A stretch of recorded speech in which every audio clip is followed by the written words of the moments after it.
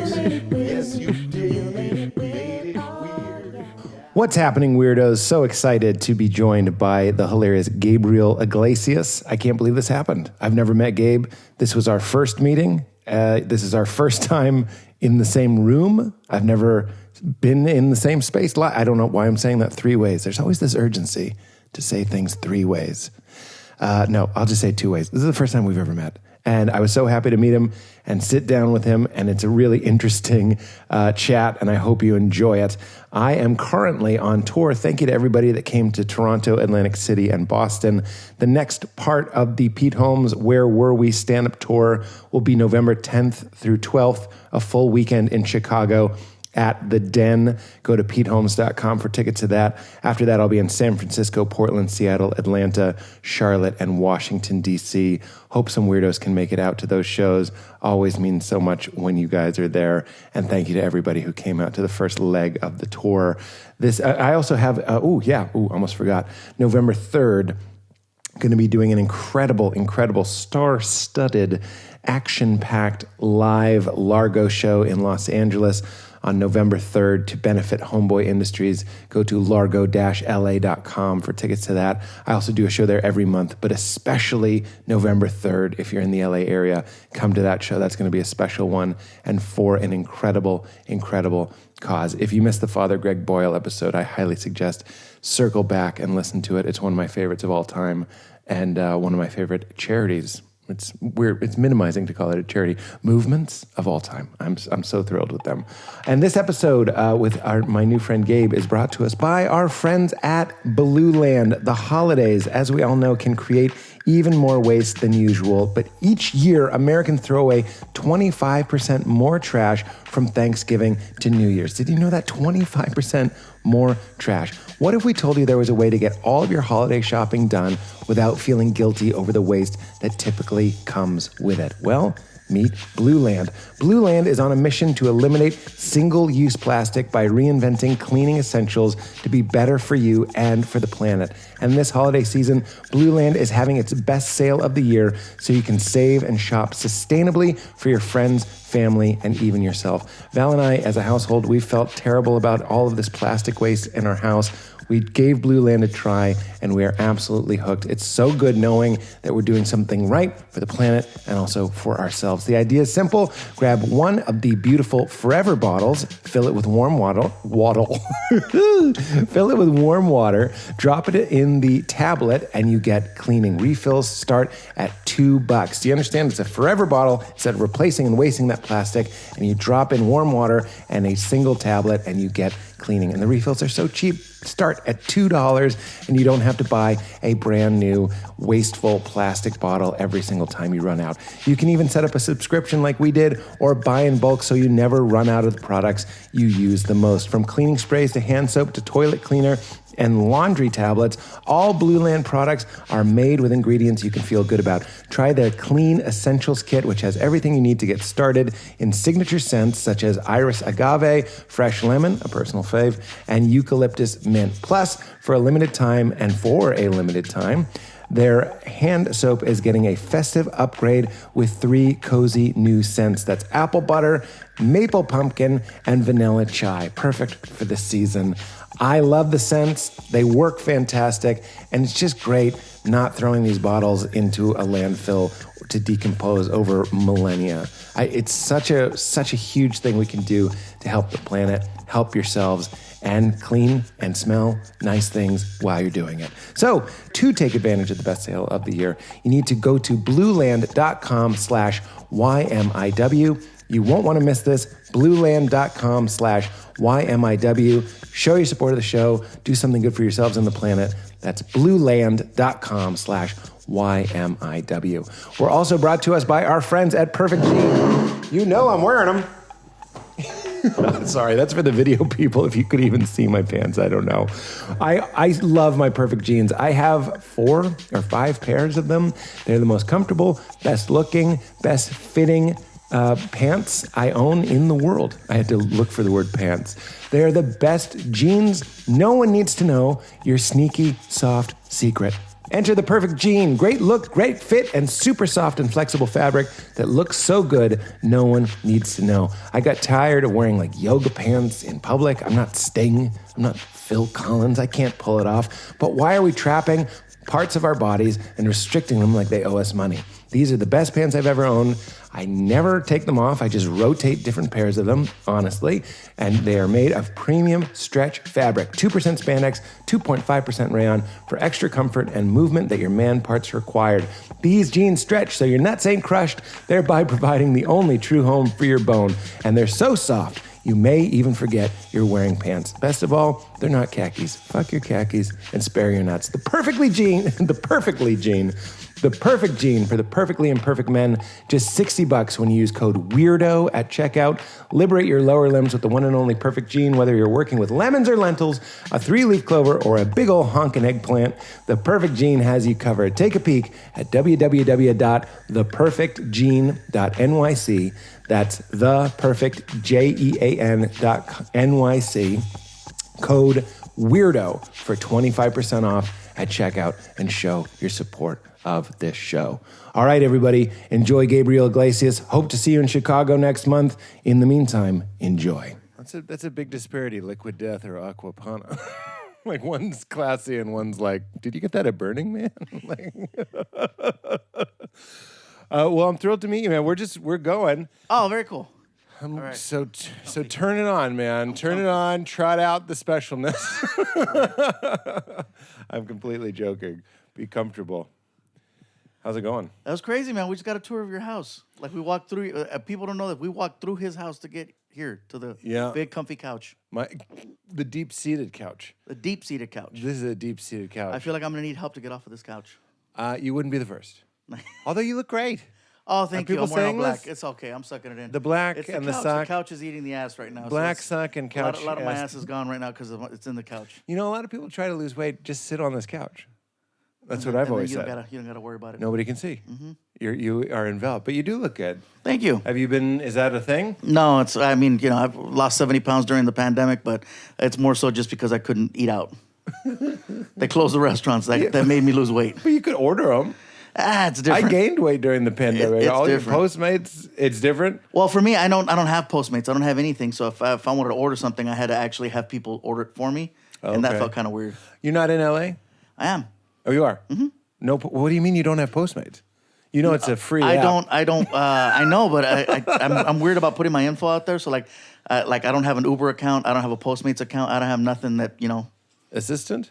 I guess I could, but then it's like, Gabe, what kind of a fluffy guy are you, man? You know do you what? love food or not? You can't be bothered to text, "Hey, order me this if I'm gonna food?" if I'm gonna go get my food, I'm gonna get in the car. I'm gonna go hit a drive-through. I'm gonna do it myself. I'd rather do that. Really? Yeah.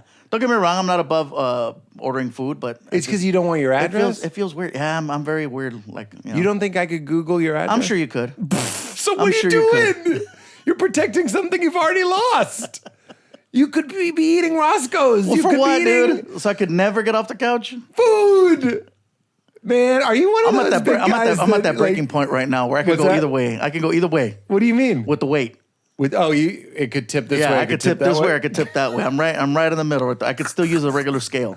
So that's where I'm at. I'm like, okay, as soon as you got to use one of those ones with the cars, then you're in a different place. I really feel like you're a couple years older than me. I really feel like you're missing out on look, I just moved. This isn't our place anymore. We moved. So now we're in a place where you can't get Postmates as much, like north of the city. So I do get in my car and drive and pick things up. Are you up in the hills more? Or? No, we're up in Ojai. Okay.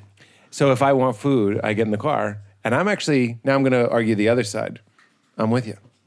It's kind of nice. It's better. There's like just having it show up at sometimes you forgot you ordered it. They ring your bell and you're just like, oh, right.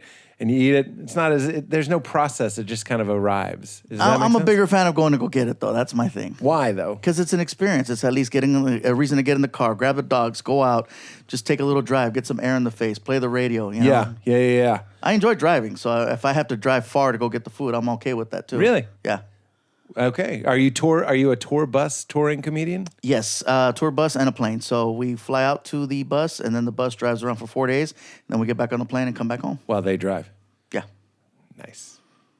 Yeah. So when I'm home, I love getting behind the wheel. I drove coming here. No issues. Yeah. No, I love windshield time. Especially at night. Nighttime driving is my favorite driving because there's no traffic, no one's out there. You can just do your thing. Living outside of the city has actually been a blessing to me. It's about an hour and a half to get home now, and people are like, "How do you do that?" And I'm like, first of all, it's the 101. Once you get outside of the city, there's no traffic, and then your mind wanders. You can listen to the radio. You have a son. Yes. I understand it's your stepson. Is that the I was trying to decipher the But you know what it's like to have a little kid, and I have a little kid. So if I'm in the car and I'm alone, that's precious time. I enjoy precious time. I enjoy quiet time. I enjoy just being able to get in my own thoughts and, again, either have the radio on or have it just quiet. Yeah. I'm good with that. I like that. Are you more, obviously on stage, first of all, I'm so happy to meet you. I told Katie, I was like, we're thinking about when we're going to release episodes and stuff, and I was like, I'm just convinced this is going to be a great one. Like it was just Very like nice. really, Thank you for the vote of confidence. It's not even pressure. It's already great. I'm already enjoying it. But I was like, there's no way that's not going to be great. So we're scheduling the episodes, and I was like, that one's going to be hot. This one's going to be great. We'll push this one over there. But I knew this was going to be awesome. So thank you for making the time, and I appreciate it. The question I have for you is, on stage, I see a guy who, we use the word bubbly. You know what I mean? You're happy. You're excited.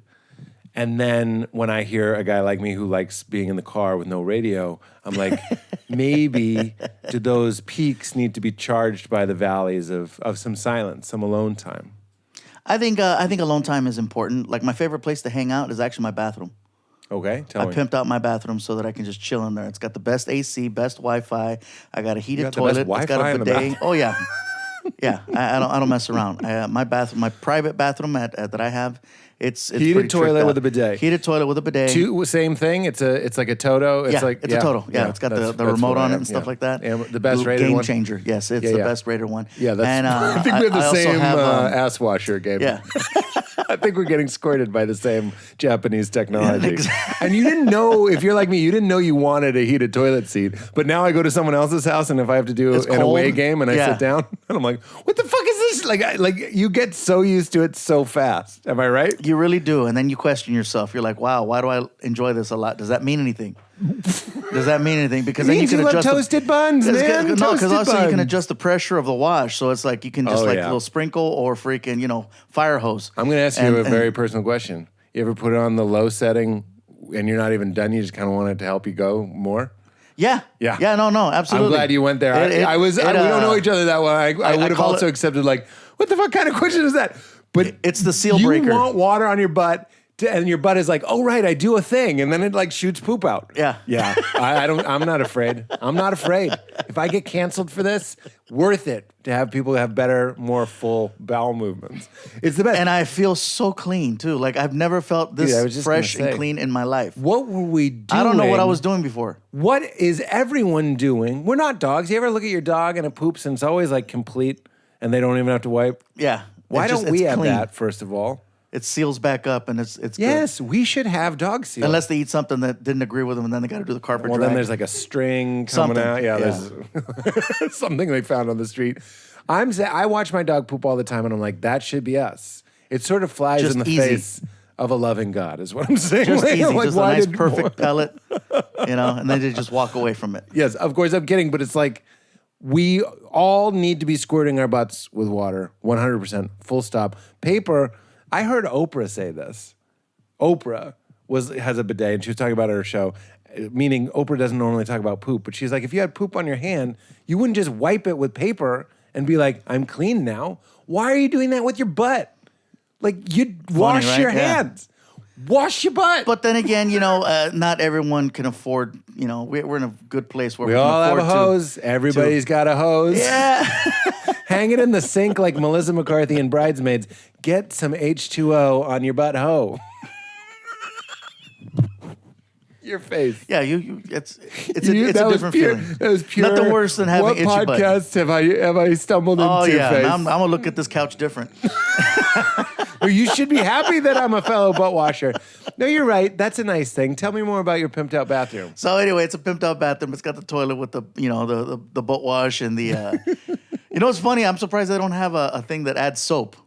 I think that's the next level right there. Just might as well put a little Dawn in it. In Japan, yes. Little freaking hole, put some Dawn, and then it's those like hand washers that it's like it just looks like clear liquid, but when it comes to it's like foam. That's what I want. I want like fire retardant foam shot in my butt crack, like fluff, not fluffy, fluff like marshmallow fluff in a hot dog bun. Mm-hmm. My butt is the bun. The retardant flame retardant stuff is the fluff. That's what I want, and then I want it to be washed out. Oh my god. Yeah. Okay. Let's make a note of that. We got to step up our game. Anyway, aside from that, I have a urinal in my bathroom, which is like one of my things that I've always wanted to have is a urinal. You wanted a urinal? I wanted a urinal in my house because it was just like it's convenient. I'm a dude. Yeah, but it smells. There's ways of fixing that. A little cube, a little cube or something like that. It's I'm my ex didn't want one. You told her to make a note about my fluff riff. My ex didn't want. What if you did a riff and I was like, make a note? We need to step up our game. What is that? I've never been so offended in my life. We're keeping that in. I'm trying to keep up with the Joneses, man. I've always wanted a urinal, just because like I said, I feel like it's been convenient. My ex didn't want one because she said our house is not a truck stop.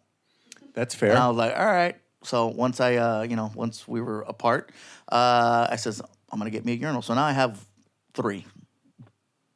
In bathrooms, I hope. In bathrooms, yeah. Not just like not a just random in one in area. the hallway. That's really messy. That's a guy who can't aim. I'll just get 3 urinals. You can get a trough like a ballpark. Yeah, no kidding, right? Yeah. Here's my, you know what? Bags of ice in it. Sawdust on the floor. Something like that, yeah. I wanted to, where are you at now? You had COVID, you lost a lot of weight, so you had like a pretty fruitful pandemic, pretty fruitful lockdown. 2020, yeah, I got COVID in Texas. I was in San Antonio.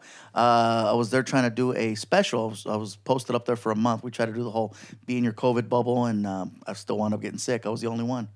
And so I had to go home. Yeah, I had to go home and then wrote it out for about 2 weeks. Oh, wow. That was the thing they said at the time. It was rough because it happened on my birthday. So it's like I turned 45 and I'm at the house eating cereal I can't smell. Oh man. And then friends are coming by and they're dropping off balloons, ringing the doorbell, and then leaving. What? That sucks. Yeah, because it's like they were all afraid. Of course. They're like, we love you. Well, yeah, we'll take a chance then. Come on. Come on inside. Let me cough on you. Grandma, get in here. Come on. What cereal were you not able to taste? It's funny that I don't even remember the cereal, but I just remember eating a lot of cereal. There was a lot of cereal. Yeah. Well, you're not using Postmates. Nice. Just a flat. Good callback. Nice. Good callback. Like I'm your lawyer. Thank you. These are billable hours. I was actually going to ask you what your favorite cereal is. I don't know why. I wrote it down before you came in. I was like, I want to have a good food conversation with Fluffy. I honestly couldn't tell you what my favorite is. I just know that like I eat Raisin Bran, but it's more so because I want to have a better experience on the Toto. That's the only reason. I mean, it's okay. It doesn't have sugar on it or anything, but Kellogg's? I don't know what kind it is. I just know that there's bran cereal with raisins. Post? Probably. All right. Yeah, it's Post. Yeah, okay. I'm glad you're here. Fact checking. Post. Yeah, because Kellogg's, the raisins are almost like white. They look like they walk through the snow to get to your dusted. soup. They were dusted. They've been dusted. Dusted. So you're just eating bran cereal. There's other ways to get like bran in your diet. Well, yeah, I got a can of Metamucil too, but I mean, I'd rather eat the cereal in the morning or whenever. But you're not like a cereal guy. No, I mean, I was ready I'll have to it from talk time to time. Toast Crunch. No, that's the best, by the way. It is. That is the best cereal. I was ready to. If anybody says leftover anything. milk, you got basically horchata. That's what you got. Is there like a Mexican? There's drink? a Mexican drink called horchata, which is like rice water, but it's like cinnamon based with sugar. But cinnamon toast crunch milk, tastes like horchata. Really? Yeah. I had no idea I was so cultured. There you go. But you also had a health scare. Was it around COVID? I think anytime you're overweight, you're always going to have a health scare. But I mean, more so, I was every underlying condition. So to have COVID, that's when you're afraid. Yeah. Because it's like, who's COVID coming after? Yeah. It's coming after people of a certain age, certain health issues already. And so I was already all those. So I was very lucky. A certain size. I was going to say family members, I had lost lots of weight and it was because they didn't want to have issues, yeah. Issues with COVID. I had a friend of mine who passed away, and he was a big guy, and he had a bunch of underlying health conditions, and unfortunately, it took him. And didn't they tell you, I read online that someone told you had 2 years to live. So somebody said that to you? Diabetes, dude. That was a few years ago. Oh, okay. That was I was at my heaviest about 437. 437. Yeah, wow. 437. That's when people used to go, "Hey, man, you're a funny comic. Yeah, I'm gonna tell my friends I met you, Ralphie." And I'm like, "Ralphie? Oh shoot, they thought I was Ralphie." That's how big I got. Really? Yeah. Wow. That's incredible. But what was that like, having someone say you have 2 years to live? I mean, that's got to be a story. I mean, what do doctors know, really? I mean, cholesterol levels? It did get me to all right. So we'll do It wasn't something. scary? Your attitude was like, what do doctors know? It's kind of like when someone says to a smoker, "Hey, if you don't stop doing that, you're gonna die." You already know. Right. You know, if you're acting a certain way, if your behavior is a certain way, you can't be surprised. You can't be like, "Oh my God." Right. Like, I know I wasn't healthy. I know I wasn't making the best choices. So it's more so like, all right, it's real now. Let's try to let's try to reel this in. That did break I you wound up into- losing 100 pounds after that. But then, I wound up gaining. So it's like you play that game of up and down. Yeah. What is it like? When did that start with you? Because I'm a food guy too. I'm like, That was a few into it. years back. I eat my feelings. Are you an eat my feelings person? I'm a eat at the end of the night kind of guy. I eat late. That's To like de-stress? my food intake happens at night. But when it happens, it's I go for it. What is the voice? Is the voice? I'll give you an example. My voice, if I'm gonna like have a binge at night, is you deserve it. You're a special boy. It's almost like Nice. from a good place.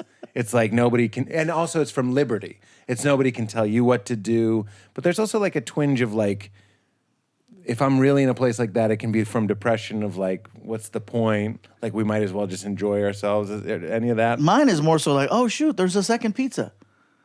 It's after the show. They bring food and stuff like that, and it's like, okay, that's why I'm nervous about food showing up, because then it's like, oh wow, it's just there. If it's there, you're gonna Yeah, take like for it down. example, last night in the dressing room, man, I could just see right now. There's a couple loaves of bread. There was Goober's peanut butter, which is the one that has the peanut butter and the jelly together. Oh, wow. Brian Regular Regan. Jif. There was like 4 pizzas. There was wings. There was mozzarella sticks. There was just so much food, and so usually I'm just like, ooh, let me try this. Let me try this. Let me try this. Yeah. But you're you're one of the top 10 highest paid. Why not just buy it? You know what I mean? Like Oprah. Like pay and just be like, that shit doesn't come into the green room. I guess I could do that, but I think that's the irresponsible side of me. That's the part of me that's just like, That's what I'm wondering. What is that voice? It's fun? I do feel a sense of like, okay, you did, like you said, you deserve it. Come on, you were a good boy. Yeah. You went out there, you made all those people happy. You should have your moment right here. And it's hard to come down from that high, right? It really is. So Yeah. it's like, okay, so I'm in there, I'm making myself a peanut butter and jelly goober sandwich, and it's just like, And then like, oh, look, there's soda. Oh, look, there's Klondike bars. Yeah. All right, sure, I'll have a slice of pizza. And then I got my dogs with me, and they're like, we want pizza too. So of course, it's like it's a little party. And I think I'm getting the feeling that it would be too disappointing to the people that are also in your green room if you were like, we have a smoothie bar. Because you feel like a host. Like I feel like you take care of people around you. We want everybody to have a good time. Everybody winds up in my room at the end of the night. So it's like, here we go. It's the feast. Yeah. And food to you is like... It's also a social time, So it's like when there's good food and stuff, hey, it's always a, it was a good show. It's a good time. Yeah. Right. It's, the camaraderie. Everybody's there together. So. And it's also a loving thing to do to feed people. Oh, I feed everybody. Yeah. I'm the king of feeding people. Yeah. You go on tour with me, you're going to have to see your doctor. You're going to have to see your doctor, I promise you. Someone said going on tour with Gabriel Iglesias can cure world hunger. Because there's always food. There's never been a like, oh my God, what are we going to eat? No, it's like, what are we going to eat? Because there's so many options. And was that your relationship the whole time? Like, do you have memories like your mom always I've made sure always you were been fed? a freaking like, I'm more social when there's food present. So, hey, let's go get a bite to eat. That's always the thing. Let's go get a bite to eat. We'll talk about stuff. We'll eat. And who's in a bad mood if you're eating something that you like? Yeah. Even if you're dealing with some shit, then you're eating something that's making you feel good. I completely understand. I was actually just talking to my friend who went through a breakup, a divorce actually, and they lost a bunch of weight. And I was like, you lost weight? And she was like, yeah, I'm just not going out as much because like so much of a relationship is going out to eat and enjoying food together. I was like, I'm exactly the same way, talking about Raisin Bran. I had to like quarantine for a movie or something. I was alone for 2 weeks. I didn't even eat that much. So much of it is social. But it also feels like, and I'm really not trying to lead you this way. For me, it feels like a loving thing. If you love somebody, feed them, and it also feels like a safe thing. Feeling safe, definitely. Even if I don't really know the people that well, because there's always random people in this business. You're meeting new people all the time, and I just like to break the ice by saying, hey, well, let's all go eat. And I'm always eating in groups, so I'm never. It's rare that I'm eating alone. Yeah, and I imagine you seem like a guy that would treat everybody. It'd be like, this is on me. That seems like right out of the Iglesias playbook, just watching your stand-up. Yeah. I'm like, I feel like, again, it's that host thing. It's like you want people to be happy, and you seem like a really kind person. And in fact, we have a friend in common, Peter Murrieta. You know Peter? And I said, what should I ask Gabe? And he was like, he taught me how to be kind to everyone. That's what he said. I was like, man, I'm looking for like a shit in my pants story. Nice. Or something, you saw a ghost or something. But he said that. I really wanted you to know that. So that seems in your personality. When we were doing the show, one of the things that I demanded that we have for the show is on tape days, we always needed food trucks. Yeah. I said, I want food trucks. And so whatever it is, we just need a bunch of food trucks there. So every single week we had just, everybody out there freaking mowing it down. It was a good time. That's great. Great community. And it just put everybody in a better mood. This is the number one question I really wanted to ask you. I remember I was reading about... Freaking Peter knows everybody. I know. And he also said that. He said, Gabe thinks I know everybody. Because he does. And he sort of does. His name gets brought up at least once a month, somewhere random. Yeah. Hi, Peter. Yeah, he'll probably see this. Well, actually, this is as good a time as any. I won't forget to ask the number one thing I wanted to ask you. But have you ever seen a ghost? You seem like That's funny. That's you the seem like a second time. great guy. That's the second to see time a in ghost. the last hour someone has asked me that. The last hour? Yeah, I was doing press. You were there? I was doing press on the way over here. No shit. Yeah, I was doing some phoners, and they were asking me about Ghost. I've never been much for Ghost. You don't believe I tell him? people I've chased a few ghosts, but that's a different story. No, I mean at night I'll hear creaks and noises and stuff, and I'm like, that's got to be a mouse, that's got to be a crow, that's got to be this, that's got to be that. Yeah. But I've never felt like. What about something you can't explain? You ever see a psychic and they tell you something and it comes true, or they know something they shouldn't know? Just being Mexican, there's always that superstition of certain things that you grow up just like, oh, that's part of it. Like you always hear about El Cucuy, which is like Mexican boogeyman, or they're gonna get you, or there's the hand that comes out from under the bed that grabs you when you're being bad. The Mexican culture will use those evil things as a form of parenting to make you act right. So if you're acting up, that thing is gonna get you. That's always the scary thing. That thing is gonna get you. Were you told that? Yeah. Oh, everybody. Yeah. So the Porta Mal, there's a one about La Llorona, which is basically a lady who drowned her kids. She drowned her kids because I don't know why she killed her kids, but she drowned her kids, and then she would come back, and she'd be like wandering the lake or something. It's just like a scary story. And she'll drown you if you're not basically, good. kind of like that thing where you look in the. I forgot your name. I'm sorry. What's the story? Mirabelle? What's the story with La Llorona? It's basically, it's just she comes back, right? Like. Yeah, she comes back and haunts you and in the mirror. Oh yeah, the mirror. That's the mirror. She's thing. in the mirror. Yeah, that's like a Mexican Candyman. So you're looking in the mirror and they like Dulce hombre. You would see her in the. Hombre de dulce. I'm trying to translate Candyman, and you're not. You know Candyman. No, I know Candyman. Hook. Yeah. And the bees. Yeah. Scary. But as far as me believing in ghosts, not so and much. no psychics, no weirdness. I mean, don't get me wrong. I think that people give off a certain energy, and I think that if you're just, if you keep your mind open and you realize who you're talking to, and just patterns and stuff like that, you can kind of gauge what might happen in the event of. Yeah. But no one's been like, oh, you're gonna hit the lotto, or you're gonna do this, or you do that, or I see. I see more Raisin Bran in your feet. No, it's nothing like That's what I would crazy say. like that. Knowing what I know now, I think you're gonna have a good BM after some Raisin Bran. Oh yeah. Well, So I messed up last night because on the flight back home from we were in Newark last night. And, Last night? Yeah. Man. And so on the flight back, I was talking to the flight attendant and I says, "Hey, do you have any cookies?" She goes, "I don't have any cookies." She goes, "But I have cookie dough." I go, "What does that mean?" She goes, "I can bake you some cookies right now if you want."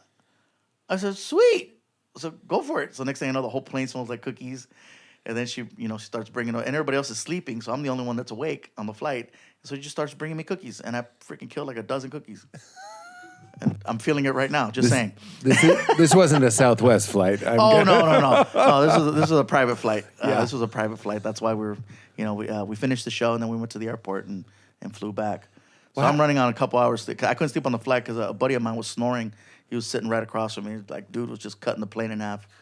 Yeah, you're doing wonderful, and I'm happy to see, but I can feel that travel on you. Yeah, this is rough.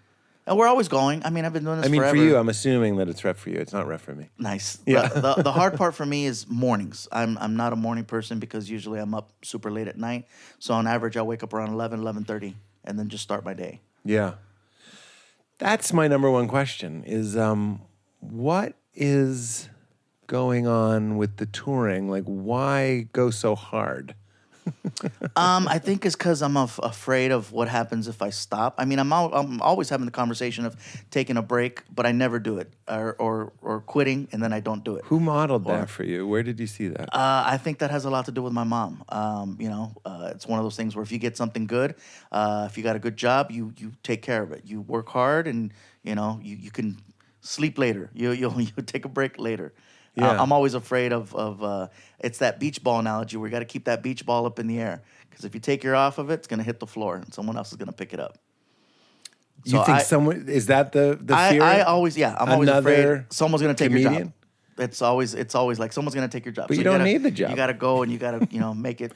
But what is the point of the job? Just to play the other side of it? Well, I love what I do, so it's it's fun. I enjoy it. I nothing else I love doing more than stand up. But I'm always afraid of like, okay, you work this hard, what's gonna happen? What do you do with it?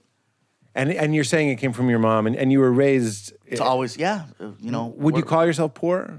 I know you lived in low income housing, but I don't know what you want to call it. I think now that I've traveled the world, I don't think we were ever poor. I just think that we didn't have everything. I know I've seen poor. I've seen a guy walk in the street wearing a polo shirt, and that's it. Yeah. And he's just walking, and he didn't even look unhappy. He was just Where was having that? a day. India. Yeah. I was in India, and I'm like, wow, okay, this is a different level. So, we always had a roof over our head. So I can't ever say that, But you were American poor. American poor. First world poor. First world poor. So we always had a roof over our head. There was always something to eat in the fridge. And I always had clothes on my back. I might not have had the newest Nikes, or I might not have had the newest Walkman or toys or whatever, but, I can't say that we were ever poor. We just didn't have everything. And now you do. Yes. And how are you finding that? It's cool, but I mean, at least I remember what it was like not to have, to want. It sounds like you're holding on to what it's like not to have it. Yeah. Isn't the not stopping like... It's like Jay Leno. It's like because then you get Jay's always working too. Jay's always playing with his cars, and Kevin Hart he's too. gone every weekend. Kevin Hart grew up rough, and his mom would schedule him all the time to keep him safe. And I've heard other people be like, I think that's probably why he won't stop working. There's probably something in there like that, and it's funny because Kevin Hart, I know I work a lot, but I think there's like 90 Kevin Harts. Because he does so much. It's like he's got a podcast. He's a bag of Kevin He's got Harts. his own network. He's making freaking... And once you think he's...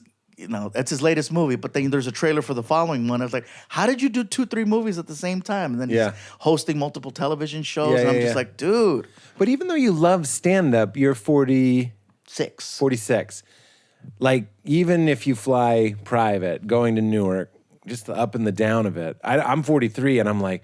This isn't as easy as it used to be. No, definitely not. And even though stand-up is fun, I mean, it does plateau. At a certain point, like you're ringing that bell, then you just sort of rang it again. Like it's sort of hard to get the same rush. Like when we were starting, that was the best because you didn't know what was going to happen. Exactly, You were that's what I'm trying to saying. find the gig. Who's going to be there? I wonder how many people are in the audience. Right. I wonder, let's see how this goes. Now you're Green Day. I remember the bassist for Green Day said, I've been all around the world. It looks like a hockey arena. And I was like, so there's something going on there. What I'm trying to say is like... It does start to blend. If And I said that the other night. I'm like, Yeah. I go, you have to tell me where I'm at because every green room looks the same. Yeah, every you're Bob Hope arena going looks on the stage. He same. goes, And what's so the it's name like, of the mayor? They got to put the name of the city on the floor Yeah. right by the speaker so that, when we walk out, they're like, oh yeah, that's right. Right. That does. I mean, there's no end game to that. There's no like you don't want to hang it up or slow it down. So once I did Dodger Stadium, I says, you know what? Okay, what's gonna happen here? Because that's like no one's done it, and then I did it, and it went very well, and now it's gonna be a special. So the conversation was, maybe this is it. Maybe this is the all right. Leave on a high note. But then it's like, okay, if I did that, can I do something else? What would that be? What would that look like? Well, I was saying, I says, no one's ever done it in space. I go, I got to make friends with Elon or freaking Bezos and see if I'm going up there do quick 5. Or just, because of the way light travels. The world is pretty big. 5 is actually an hour. There's so many other places and other venues. And, I just found out that I'm going to be in Europe coming up sometime in the next few months. And I'm going to play the O2 Arena, which is one of those, it was a bucket list venue. Because like, all right, every time we go to the UK, like we've played smaller rooms and been a lot more, careful with the plays. But I think this time I'm like, I'm going to go for it. Why not? Does it satisfy though? When you do the O2 Arena, how long does the hit last? Or are you just like, I did another I don't know place? Because again, it's like, so when I did Madison Square Garden, it was like freaking cool. It did, the most famous venue in the world. And it's like, okay, so it was a short high. And then it's like, all right, what are we going to do next? Right. And then it's like, all right, we did Staples. All right. Well, all right, we did the Sydney Opera House. But that's why I'm Where asking. it's like, so there's always something there. So I don't know if I gotta find a new hobby, something else to gravitate towards. It's sort of the like, if you can do anything, if you can do everything, how do you do anything sort of thing? Like having like a quiet breakfast in Rome by yourself, looking at the sun coming through the trees. What's crazy is I can't hard. imagine that because I for some reason like I can't imagine doing anything by myself. Interesting. It's the weirdest thing. I know a lot of people that can handle just functioning day to day, just being solo. But I always feel like I need people around me. Well, people around us tell us who we are. I'm treating you like Gabriel Iglesias right now. And if we weren't here, there would be no one to reflect Gabriel Iglesias-ness back to you. Nice. So you'd start to vanish. But you're something so much more precious than Gabriel Iglesias. You're, to use religious language, you could say you're a child of God. Nobody can take that away from you. Or you can say you're a dignified, inherent, worthy member of the universe. I love that. Yeah. And it has nothing to do with your accomplishments. Are you an achiever? Do you want to ring the bell so people see you as a good boy, as a valuable thing? Wow, that is deep. Man. Not as deep as this couch. No, not as deep as this couch. That was a beautiful question. I don't know. Yeah, I'm that way. I don't know. I've been doing this for so long. It almost seems like if I wasn't doing this, what exactly would I be doing? What's my purpose? Because I think we all want to have a purpose in life. And if you feel like you're doing something that not only brings joy to yourself, but to others, that's a gift. That's like, why wouldn't you want to continue that? But then there comes a point when, mentally it's like, okay, well, where are we taking this? Yeah. When is it enough? Or, When do you take care of yourself? And when can we? Because I'll tell you something right now. I've been go for 25 years, and when COVID hit, COVID showed me that time off is not that bad. And that year that I was off the road, my health improved dramatically. Of course. Freaking lost all that weight, started working out, started just eating better, and I felt better. And I'm like, you weren't wow. hosting a green room party. That's another thing too. And I was getting 8 to 10 hours of sleep per day. And it's like, wow. So a year of that, it was a drastic difference. And I'm like, I think that I have been going hard for a long time, and maybe taking a really significant break would be better. Yeah. It's hard. They say people that work like in parking garages, that work the night shift and stuff, they live like 20, 30% shorter lives. There's something about, like, we're not supposed to be nocturnal. It's one of those things where working at night isn't necessarily great. That's not to guilt you. That's just to say, like, yeah, you experienced that. During the pandemic, your rhythms lined up with the earth. The sun goes down, yeah. Gabe went down. Sun comes up, Gabe comes up. It totally changed. Yeah, that's it. I wonder, and this is going to sound like such a serious question, but I'm going to tell you my answer is yes before I ask you. Is your biggest fear that you're worthless? Absolutely. Yeah. Absolutely. Yeah. And that's what all the running about is about. You know what I mean? Trying to keep myself busy. You're not nobody. You sold out Dodger Stadium. You're not nobody. You're going to sell out the 03. Nice. 03? Is that what it It'll is? be the 03 when I'm done with it. No. What is it? What is it called? Oh, the O2. O2. I didn't even get it because I didn't know what it was called.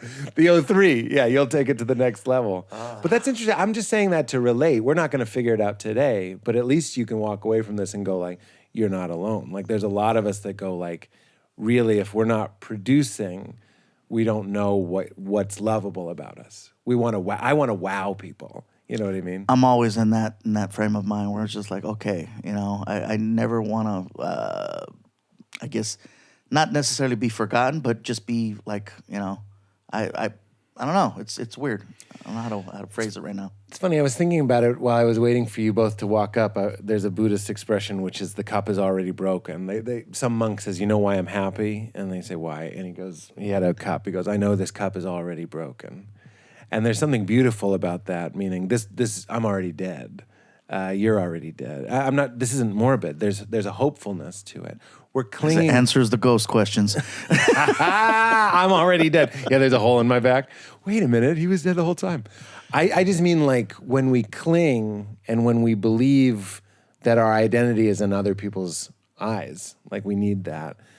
You got it. There's a freedom in just going like this house is gone. How many houses have been built on this land? How many people have lived and died right here where we're standing? You ever watch go on YouTube? You type in like turn of the century footage, color corrected and speed corrected, and you just watch people walking around Manhattan, like people in bowler caps and big dresses and trolleys. You go like each one of these people is worried.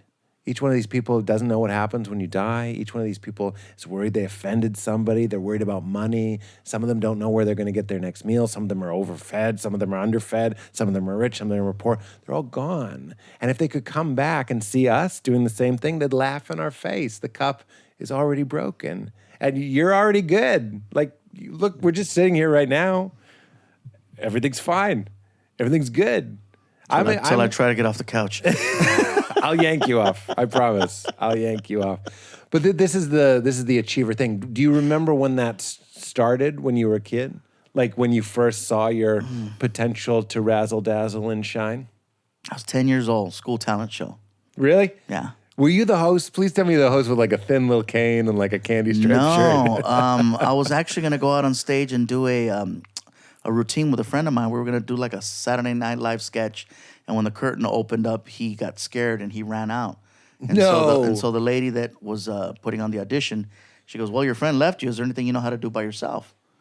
I said, "Well, I can do voices." She goes, "What do you mean?" And I just started doing like impressions of cartoon characters and stuff. And they just started looking at each other. And I was like, "Okay." And they're like, "Okay, you're on Saturday." And I'm like, "What?" No. Just like that. So I wound up going out on stage and someone says, "The best way to break the ice is with a joke." I said, "Well, I don't know any jokes." And someone told me a joke, and I said it. And I was 10 years old. I said, "Why did the chicken cross the road?" And then I said, "To check out the chicks." I've never heard that one. It's for a 10-year-old, that was pretty groundbreaking. If you're 46, it sounds a little creepy. But to check out the chicks. You know what? To check out the chicks. And so I opened up with that, and then I just started doing these impressions and stuff, and it went over well. Do you remember I have so many questions. Do you remember your first impression? Oh, God, I was doing like Pee Wee Herman, Ronald Reagan, Yogi what Bear. Was your Pee Wee? Yogi Bear. So you had a bunch. Yeah. I was even doing Bill Cosby. Crazy, right? Of course. I used to kill at church with Bill Cosby. Yeah, it was just a few. And I wasn't even saying nothing funny. It was just the fact that I was doing the voices and it was coming out of this kid. Out of this adorable kid. I mean, you've got so much charisma. Everybody's rooting for you the moment you walk on stage, and then you do voice like great. Of course now, but I imagine even then, pretty good voices. The other question I was going to ask was, do you remember how that felt? Did that start to heal something? Man, that was an incredible feeling because I wasn't sure what the reaction was supposed to be. I just remember I was like a big fan of Eddie Murphy, and I saw his comedy specials, and I was like, "Ooh, that's cool. I like that." He goes up there, he's telling stories, he's doing voices, and it seemed like that. I want that. And he's fearless. Absolutely fearless. And so when I started doing stand-up, when I actually called myself a stand-up, all I was doing was impressions and characters. I wasn't really talking about myself. Mm-hmm. And so that took a few years for me to get comfortable enough to share real experiences and stories. And all I did was I just put the sound effects and the characters and the the impressions on top of that. And so it turned all of my regular stories into like, whoa. Right. You know what I mean? Secret sauce. So exactly. So instead of saying, "Oh, I ran to this girl and she was crazy," it's more so like, "Yeah, I ran to this girl and she's like, oh my god," and then like, "Whoa!" I'd bring the room up with the energy and the sounds, and then the back and forth. And do you like Pablo? Because Pablo actually, I remember watching Pablo early on. I got to open for him one time. Guys, yeah. Yeah, definitely. He is one of those guys. Bong bong. Yeah. Do something with the knife. That's what I always say. Yeah, here you go. Do something with the knife. Here you go. Hold my baby. Hold my baby. It's actually John Mulaney and I still say "do something with the knife" to each other. It's from what is it? What show? It's Jerry Springer that they encourage violence in the crowd. Violence, and he's like, yes. "Here, do something with the knife." Giving the audience knives. Pablo actually is one of those guys that I don't think he gets enough credit. I agree. He opened up a lot of doors in Europe. Like the reason I started to play Europe so much is because Pablo had gone there. And he paved the way. There was promoters out there, and they're like, "We saw Pablo Francisco, and we wanted to bring him out here to Europe. We know he'd do good." And then apparently he was just selling out left and right. And so they're like, "Well, this guy can do it. Well, maybe we can bring other people." And so Pablo was the first one that laid that groundwork. So once I went out there, it's like, "Yeah, this is the Pablo run." I'm like, "Well, let's do the Pablo run." Yeah, and also the Scandinavian on stage, countries, yeah. That not the same voice you did, but that's sort of like he Characters. wants to He's very character driven. Yeah. Absolutely. One of the first guys that I saw, his thing about Lincoln Park, I forget it. We don't have to do Pablo bits all day, but like my wife and I will just throw it on to watch it, where he's like, they talk in two voices. It's like, "I don't know what to do. Here I am." Like they have two modes. It kills me every single time. So tell me about from being 10 in a talent show. And the feeling that you got, so you kind of got hooked. I got hooked when I was 10. And then the next time I got a chance to go up in front of people was when I was in high school and I was on the speech team. Okay. And so every day I'd get up in front of the class and just tell random stories about whatever, but I was getting credit for being in front of the class. Yeah. And so that's where I got my chops and just my being comfortable in front of people. Anytime the every teacher day in front of class, every wanted day. You to perform, that was always such a happy thing. I hated writing. I hated reading and writing and just I just wanted to go up there and talk. Yeah. And even now, like nothing is ever on paper. Nothing is ever written out. Nothing's ever typed out. Nothing's ever text. It's all up here. Right. I might have bullet points for things just so I remember, but I cannot sit and write stuff out and try to perform it like that. It has to come from here for the first time, and then if it goes well, I remember, and then I reapply it. I completely agree. They say one side of your brain dictates and the other side communicates. So if you're reciting something, it's the other side than the communicating. And I see you when you're doing your stand-up. You're communicating the bit. You're there. You're talking to them. You'll adapt. It doesn't feel like it's a recite. It's not just like, okay, here we go. Yeah, you're not just telling a joke that you wrote that's like crafted. Obviously, it's crafted, but you know what I mean? Like with an X-Acto knife, like you trim away the dot on the eye. And you know what? There's some people that can do it. I've never had that ability. And it's not that I can't read or write.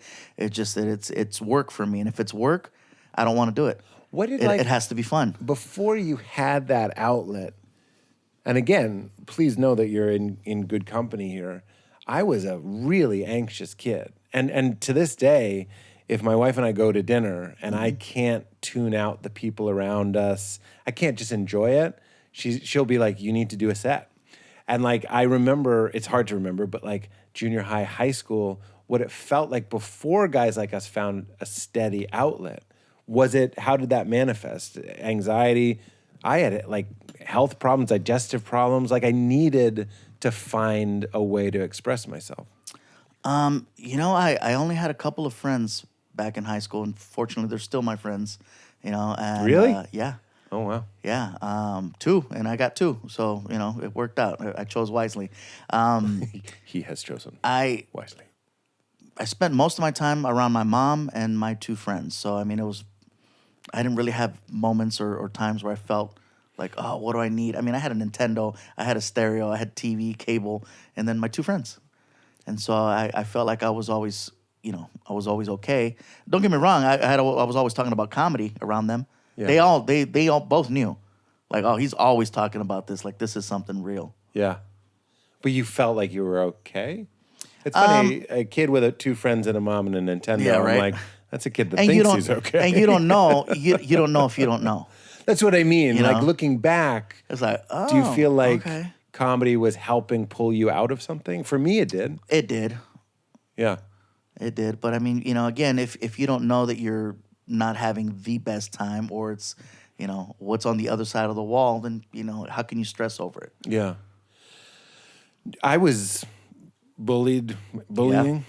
I mean, didn't that help? I mean, when you do talent shows, when you start doing stand-up, you have that identity. That confidence that was there for that. Like, the next day, everybody's like, dude, that was great, blah, blah, That's blah. right. And everybody's all of a sudden, like, you That's went right. from being unseen to seen by everyone. All of a sudden. And that is a rush and a half right there. And it's protecting you. I saw something where you talked about you love Iron Man. And I was like, of course you love Iron Man. You built a suit to protect you. Mm-hmm. That's what you did. Right? Yeah. I mean, Crazy, right? Yeah, it's a great metaphor. Yeah. I feel the same way. Like you go into the cave, like Tony Stark, the dark place, the place where you're afraid and vulnerable, and you use the scraps you have. Oh, I have a personality. Oh, I can do voices. You weld them together. You come out and no one messes with you anymore. That's awesome. I just- love that. No. that's deep. I'm like, ooh. But I mean, I saw you. You know how many hours I spent in therapy and didn't have this kind of breakthrough? this is what we needed was the deep ass couch and this yeah, and a guy who my also therapist didn't loves call me Iron Man. Iron Man. She just wanted my iron card. That's what she wanted. Here, just put it right there. Time's up.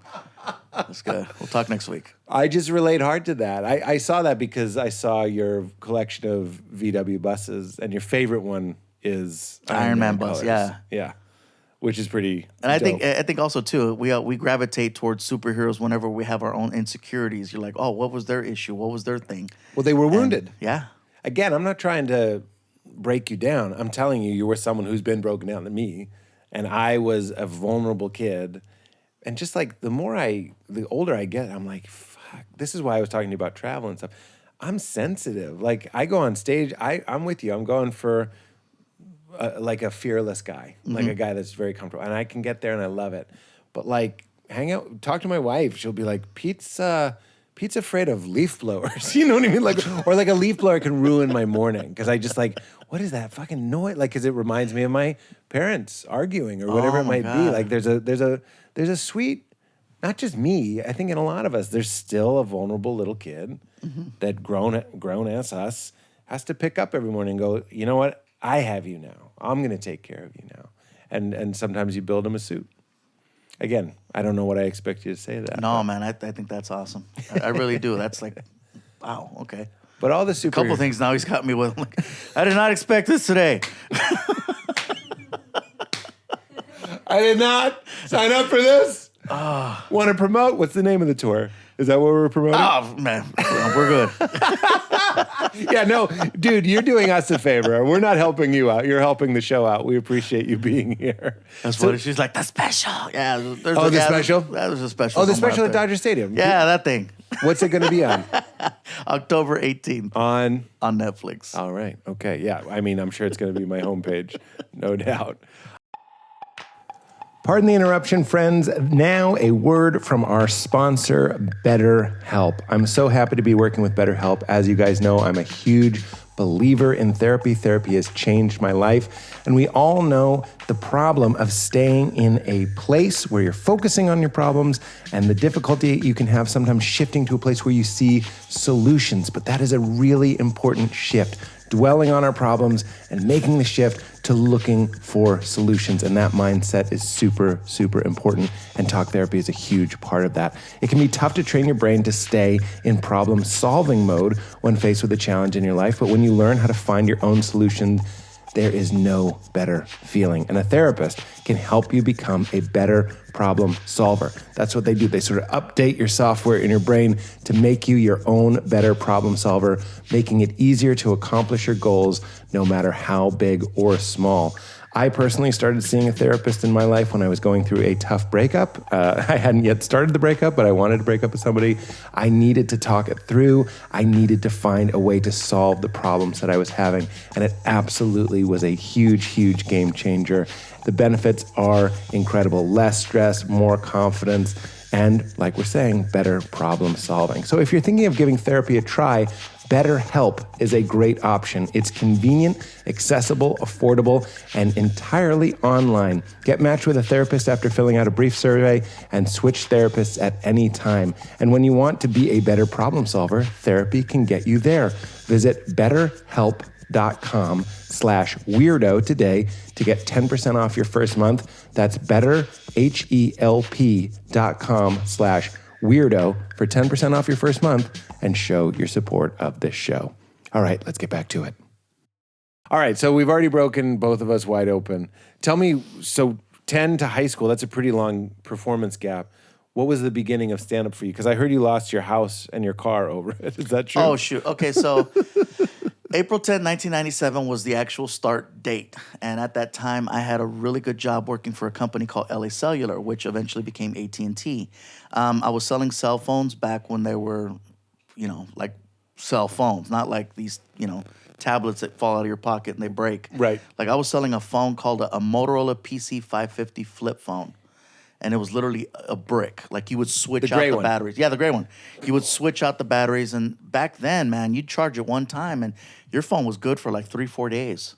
Really? Yeah. Oh, I thought you were going to say the opposite, like no, 3-4 minutes. Well, because back then, you only used your phone to talk on it. You weren't texting. You weren't looking at Google. You weren't doing all kinds of other things with it. It was literally just to talk. And then you're done. Yeah. But you could feel, like, anytime you talk on it, you could feel that radiation. So when you'd hang up, your ears buzzing, your face is tingling. Yes. But my dad had one of those. That's why I'm related. Yeah, those were like phones. Yeah. And remember the car phone? They had cell phones that were like little briefcases. The bag phone. Yeah, the bag phone.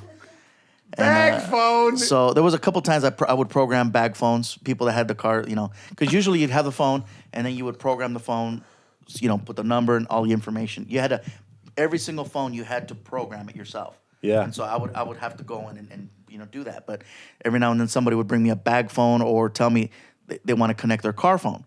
And then I'd have to go out to the car and then, call, all right, how do I do this? Okay, here we go. And make it happen. But I was making such good money back then. Really? Yes, and I had benefits. I'd never had benefits before. I never had insurance. I never had, dental, all all that stuff. I'm and not so sure I didn't have insurance. Funny, right? And I didn't, when you're 20 years old, you're indestructible. You're like, I could care less about insurance. So I'm fine. Yeah. But it's like when you get older, you're like, oh, yeah, that's important. And so my mom knew from the get that's a big deal. And so the fact that I had that really good job, I was making, a lot of money for that. It's a lot of money now, if you think about it. Yeah. I remember I bought a brand new leather jacket at Wilson's House of Suede. I was all excited. My car, I had an apartment. And then when I quit my job to pursue comedy, everybody's like, what are you doing? I ran out of money quick. That's huge. I ran out of money so fast. I got evicted from my apartment, and then the repo guy was looking for the car.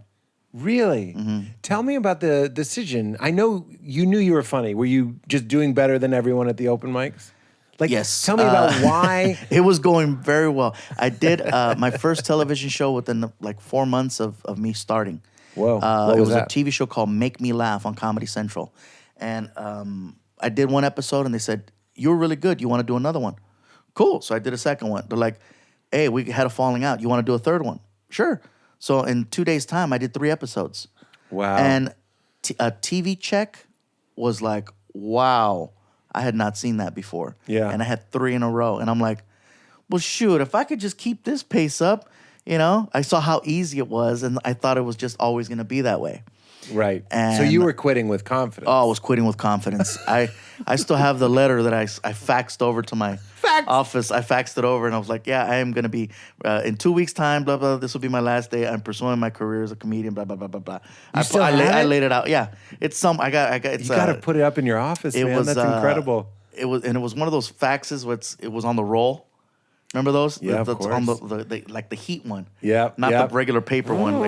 It comes out hot. Yeah, exactly. It comes out hot. Yeah. And so, I quit way too soon. And Way too soon. Looking back, that everything was really fell through. stupid. I wound up living on my sister's couch for a while. Oh, wow. Yeah, because I refused to go back to work. I refused. I did not want to go backwards. Everyone's like, dude, the job is just there. It's waiting for you. And I'm like, but if I go back to that, I'm going to get comfortable and I'm not going to want to pursue this. Yes. Yeah. I hear you. You know, You wanted to so keep the beach ball in the air. Yes, I loved being out at night. I loved hanging out with comics. I loved hearing stories. I loved winding up at Denny's at 3 o'clock in the morning. And then I'd drag my ass back home and then have to be up at 7 to go to this job. And I'm just like falling asleep during the day. And it's just like, I totally get that. Once I made the break from having a straight job or whatever you want to call it, I just was like, it was when I moved to New York. I was living in Chicago. Okay. And I was working at Bennigan's. And then I was like, oh, that place was good. They had really good Bennigan's was Monte all right. Crisco's. Yeah, that's it. Yeah. And when I moved to New York, I was like, obviously we had saved up a little bit of money and stuff, but I was like, I'm not going to get a job. Because I knew if I had a job, look, it's people are listening, young stand-ups are listening. Yeah, it's prudent. You can't, not everybody can do that. But at that point, I was like, I'm going to Burning be the candle a at both comedian. ends, man. So it's, you know. And I was on TV within 4 months of moving to New York, which was also incredible. And that was $500 a week doing this show called Best Week Ever. And I was like, this changed my life. Now I'm paying the rent. My ex-wife was a public school teacher, but I was like, oh my God, I'm making $2,000 a month doing this show. It was fucking nuts. But I think that had something to do with the fact that if you don't have a job and you don't go out, and if you're not doing a set, at least going and watching sets or hanging out or trying Being to do around a set, being around it. But I wouldn't have done it. I know me. It turns out I have ADHD and it's hard for me to shift gears and stuff. I want to do one thing. I still only want to do one thing. This is the thing I'm doing today. I was excited. I am excited. I'm still excited to be talking with you. Do this thing. One other thing. I got up. I had to write something. Then I do this. That's it. Petey's brain is done shifting gears. Nice. I can't go and also, weave a basket. I'm done. For the rest of the day, I'm just going to be a dad. That's fine. But I relate to that. Like, I can't. And I'm also, I admire the, you got your suede jacket and you got your benefits and you walked away. I tell people all the time because it's like, they say, what's the biggest secret? Well, the biggest secret, is very simple. Sacrifice. What are you willing to give up? You got to be willing to give up being comfortable. I was very comfortable. It's 1997. I was making, as a 20-year-old, I was making about $5,000 a month. That's crazy. Which making $5,000 a month now is freaking huge. That's right. Back then, are you kidding me? I was freaking ghetto 97? rich. Yeah, that's right. I was ghetto rich. I was making commissions off of cell phones, and it's yeah. like, are you kidding me? This is awesome. Yeah, that is incredible. And so to give that up to pursue this, because everybody's like, well, how much do you get doing stand-up? Well, sometimes it's nothing. Sometimes it's $5. Every now and then someone will give me 50. Yeah. And they're like, the math doesn't work out. And trying to explain to people that it's not a money thing, it doesn't make sense. It's a compulsion. They're like, well, okay, so how are you going to survive? Yeah. What did your mom say? Oh, my mom was not happy. She was not happy.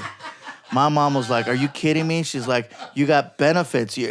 Having medical insurance alone for my mom was like the biggest thing. Like, Yeah. you don't understand how important this is. And how hard and that how is. hard it is Yeah. to get. Because I didn't just have a regular plan. I had a PPO, man. You said dental. Yeah, Forget it. PPO dental. Yeah. I was able to get braces. Dude, my grill was all jacked up one day. And then once I quit, they took away the dental, and I still had the braces on. So I had to, I never got the braces taken off. They just stayed in my mouth until each one started falling off individually. No. Yeah, it was stupid. So I had braces for about 5 years. And then didn't you have like the little cement? You had to just brush real hard to get that off? Yeah, I just left it.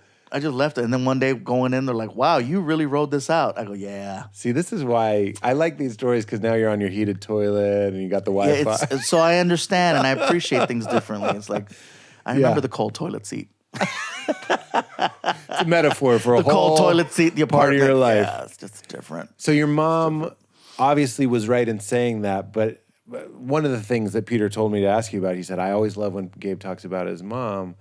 I know you have like a fierce love and loyalty for your mom. Did she come around like when you were pursuing your dream? She was not, like going out of her way to be supportive, but she wasn't trying to. She hilarious. wasn't trying to talk me out of it either. Okay. She's like, whatever makes you happy, but she could see that like whatever this is, he's still struggling because I was still asking her to help me like co-sign for cars and every now and then can I borrow a little bit of money here because I didn't make enough, and so she's like, ugh.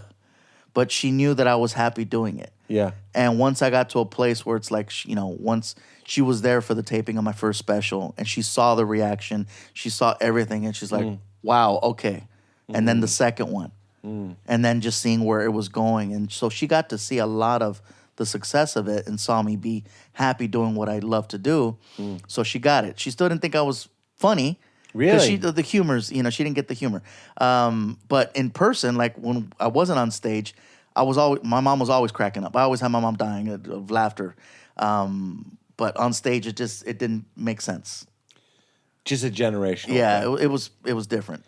But she would invite friends to my shows, and if the friends weren't laughing, she'd go, "How come you're not laughing?" So she'd check her friends, and then my mom would heckle me sometimes because sometimes I'd talk about her. And then, I'd talk about her, she'll yell in the room, "That's not true." I'm like, oh, shit, Mom. Can I ask you this? It is true, right? What you're saying is true. Yeah, it is true, but because when whatever I the talk about story my was mom, about my mom or saying something about her, she'd be quick to. That's what happens. If I say something that's 100% true, my mom always goes, "That never happened." And I'm like, don't you see, this is why I'm talking about it on stage, because as soon as you say it, it evaporates. The cup is already broken, like it's gone. And I'm like, I have to tell people that you said something insane. But she'll never admit it. She'll never be like, that was me. And she has heckled. She heckled, who was it? She heckled my college roommate who was giving a toast at my second wedding, my most recent. She heckled him and was like, "You're ruining it. Oh my God. Wrap it up." I was like, "Mom, this is a wedding.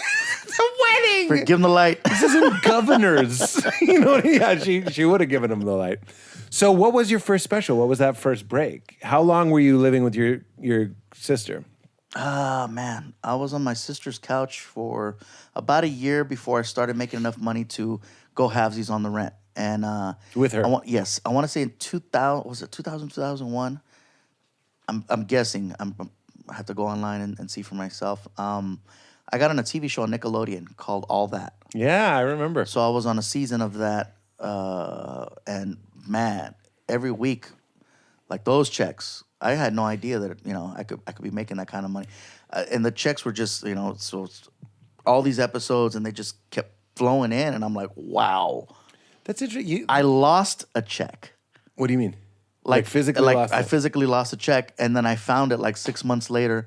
I'm like, oh my God, I didn't realize that I did not cash this because I was just so overwhelmed where it's like I went from having no money to all of a sudden, here's all these fat checks every week, and I wasn't spending everything. I was being very, good, but I guess my sister or somebody had put one of the checks in a file cabinet, and I found it. I'm like, are you kidding me? That was like, oh my God, that was the best day. I remember I went to the bank, like, yes. Isn't 6 months? At that point, the show was already over. So don't you have to get it reissued after 90 days? You know what? Here's the thing with that check is that no, it was still good. It was a cast. I remember it said cast and crew. It was a cast and crew check. And those are good forever. That one was. Apparently. That's fantastic. Here's sort of going sideways here. Nickelodeon. I think I even have a picture of that Of the check? Yeah. I love it. I just remember cast and crew, and I had the thing with the film, like a projector, the way that Yeah, of course. I'm glad you keep these faxes and these checks. You got to have these hallmarks. I even have one of my favorite things that I have is I got a letter from the Ice House, and I had submitted a tape to the Ice House to see about getting booked. And Elaine, who was the booker at the time, she had sent me this letter. She's like, comedy's a very competitive thing, blah, blah, blah. You do show promise, but at this time, we don't think that you're ready for our clubs and stuff like that. And I still have the letter. At least they were kind of nice about it. It was nice. It was like, not a definite no, but you're not ready now. But it's a, I still have it. Those still hurt, though. It did, but... the manager at the Providence, Rhode Island Comedy Connection, she didn't even look up from her desk. She went, "Come back in 6 months." And I was like, I could have been like, Okay, she's not saying no. She's just saying I'm not ready yet. But I still was like super depressed after that. You never want to hear no. No. And no's the hardest thing to hear. But that's another thing too. It's like, how persistent are you?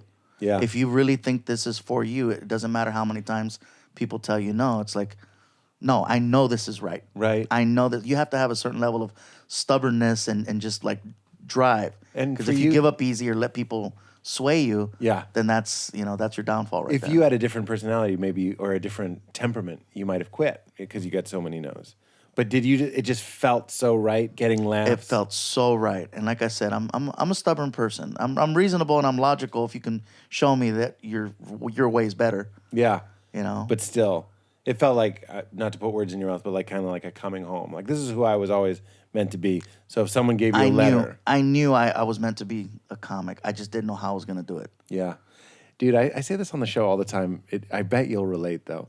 I was at an open mic, meaning most people don't relate. I was at an open mic. There were 3 people there. This is in Chicago. And I vividly remember saying, the only time I did the bit, if you can call it a bit, was, I was like, I know what I'm supposed to sound like. I know my cadence. I just don't know the words. Like, I know I'm supposed to be like, and then you'll be like, and then I'll be like, but I was up there going like, RoboCop. Like, I just hadn't found it. I couldn't wait to be a real comedian that had opinions and raised my voice and acted things out. And Right. I just didn't know, but I could see it. And that was my certainty. I was like, I know I will do that at some point, but right now I'm standing here frozen, just kind of like, like I wasn't that nervous, but like, not good yet, but I could see it. But also too, perform for 3 people. That's super stressful. Oh yeah. You know, I remember doing that and just knowing that like, the energy is not the same. So I always base my show on the energy that I get from the people. So I rely on the feedback. So if the feedback is good, I'm going to keep it going. So if it's high energy, I'm going to be high energy. Yeah. But if for some reason it's like, the crowd's, then I'm going into, okay. That's right. To complete that game. I mirror too. Yeah. And that's why so many comedians I see, they go up and they're shooting shotguns, basically. They're really going hard. I'm like, that's not what the crowd is. Like, you're asking them to do something that they haven't shown that they can do. And I don't think they can do it. Like, it's better to, like, I find it more powerful if the crowd's real quiet to go up and be quiet. Like, I did the improv the other night. It was a Sunday night. And for some reason, it was just light. And everyone was going like, it's still Saturday. It's still Saturday. I don't know why I'm Bill Burr all of a sudden. But, they're going loud. And they're doing bits in 5th gear. And not to say, I learned this from watching other comics. I just did what I learned. I went up and I'm like off mic. I'm just like, hey, the first thing I said was, don't feel nervous. I actually prefer it like this. I like it sleepy. Be sleepy. And I started like kind of talking about how quiet the were, room was. but telling them it's fine. You don't have to do it. You don't have to be the crowd people expect you to be. I don't have to be the comic people expect me to be. Like, finding this, like, and before we knew it, we were off and running. But you can't just go up and act like it's Saturday, 10 o'clock, Sunday, 7 o'clock. Blazing, yeah. Right? Depending on, like, I got a chance to go to the Melrose Club about 2 months ago. Adam Carolla put together this show. It was actually a really awesome show. It was Adam Carolla. It was Rob Schneider, Sarah Silverman. God, who else was on it? Was it Patton Oswalt, Jay Moore, myself. That's a That great was a lineup. very nice, like, woof. That's great. And and Leno was there too. Well, And it was one of those things where the energy, that room never gives off good energy like that. It's always very... unlike the Ice House, which always seems to have Yeah, hot wood energy. floors help. I always tell people, wood floors helps. Because you get that bounce, you get that echo. It's almost like being in the bathroom. That was Meltdown. The wood walls at Meltdown. Yeah, And so you're like, every special or CD, I remember anytime someone would record a CD, they would always record it at the Ice House because the acoustics were so good. Yep. You know? And they write nice rejection letters. Nice. There was a lot of clubs that wouldn't accept Ice House Oh, yeah, I've heard videos that. because It's the too- room sounded so good. Yeah, I actually agree with them. You shouldn't. Give me a tape from, I don't know. You got to be somewhere in a hole in the wall somewhere. Exactly. Here's the sideways question I had for you. I've also made it where I've made it in my career in part to the fact that I come off, even if I'm saying something dirty, people are like, I love that clean comedian. Like I just kind of have a wholesome feel. So do you. And when you mentioned Nickelodeon and all that, and I saw a quote of yours where you talked about like when you're starting out, like try not to talk about too many divisive things. Like just try to appeal to everybody. You'll get more fans that way.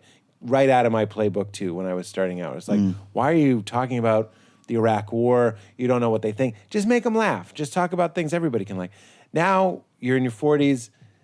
I wonder, is there any, when people buy a ticket to your show, it's almost like a theme park. Like you want the fluffy experience. Yes. And if you went out, and that's great on one hand, but on the other hand, it could be golden handcuffs. Like if you wanted to be like, I want to talk about something real. I want to talk about my separation, or I want to talk about like in a real way. I don't mean in an ugly way, like being gross about it, but like you want to get, a little bit more confessional or honest or dirty or whatever it may be. Do you ever feel constrained or tempted to go the other way? Not to shock, but just to be another kind of artist? Right. For many years, it's like, yes, you stay in a certain mold. You like be friendly, be clean, be kind. Just make sure that, everyone has a good time, a good experience. But yeah, sharing stories about, you have to evolve. Because if you continue to do the exact same thing, eventually people are going to be like, yeah, I already know that. I already know how it's going to be. Yeah. So the fact that like now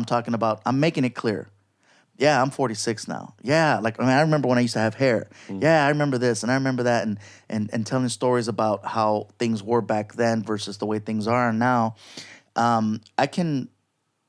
It's all in the delivery. It's all in the delivery and how you I know what you mean. put It's it like out there. The intent behind it. There's ways that I can express myself, but I'm very creative with the way that I put it out there. So instead of just being blunt and saying like I don't agree with this or flat out, I'll share a story and I'll like, for example, I'm talking about how I've maxed out on how far I'm willing to grow with society now, because I think it's just ridiculous. Everything is just like, are you kidding me? This is too sensitive out there. It's very uncomfortable. Like, well, I'm a comic who's not divisive, but yet I feel pressure. I said every day it's a struggle, to try to learn the new things and what's the new lingo, what's the right way to say things, what's going to get you canceled, what is okay. And so I'm sharing a story about how I went to McDonald's and I was buying food for a homeless family outside. And I was telling the cashier, I go, hey, can I get some extra napkins? And if you guys have the little wet naps. She goes, well, you can use the restroom if you want to wash your hands. I go, no, it's for the homeless family outside. I want to make sure they can clean their hands. And the manager comes over and she's like, did you say that, you were getting this food for the family outside? I go, yeah, I hope that's okay. She goes, yeah. She goes, but you can't say homeless anymore. I go, what? She goes, you can't say homeless anymore. The new PC term is unhoused. I go, are you kidding me? And she's like, if you can't get with that, you're part of the problem, not the solution. I go, that's ridiculous.